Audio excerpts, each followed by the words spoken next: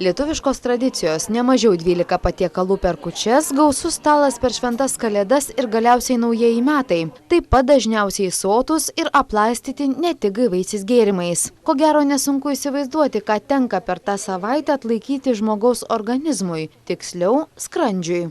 Neužmirškite, kad mūsų skrandis savo dydžiu yra kaip jūsų plaštaka. Tai įsivaizduokite, kiek jūs į plaštaką galite pridėti, kad iš jos nepradėtų byrėti arba kristi, sakykime, kad ir smėlis arba uogos arba kitokie žirniai kokie tai. Tai skrandyje jūs, kad iškristų, nieko negalite padaryti, nes tai yra maišas. Tai jis gali tik tai pūstis į šonus. Besipūsdamas į šonus jisai sukelia diafragmą, apsunkina jūsų kvėpavimą, sulėtina širdies darbą, atsiranda dusulys.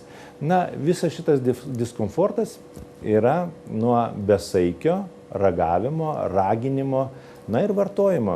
Kaip tvirtina gydytojai, šventinis laikotarpis būtent dėl persivalgymo labai dažnai lydimas įvairiausių negalavimų, pradedant virškinimo sutrikimais, baigiant sunkiais apsinuodijimais. Jau ryt sėsime prie gausaus stalo, tad kaip elgtis, kad išvengtume tokių negalavimų pačiame švenčių įkarštyje. Šventės yra ne tik tai tam, kad švęsti, bet atsiminkit visada, kad ir po švenčių galima ilgai dar ir sirgti.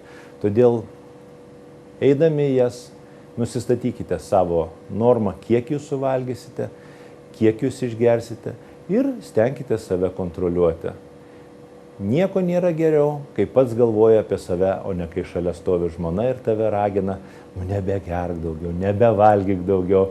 Būkit malonus ir geri, patys pasirūpinkit savimi. Ir dar keletas gydytojų patarimų. Prieš sėdant prie gausaus stalo išgerkite stiklinę vandens, neikite į svečius alkani, o po gausesnių vaišių praverstų mineralinis vanduo.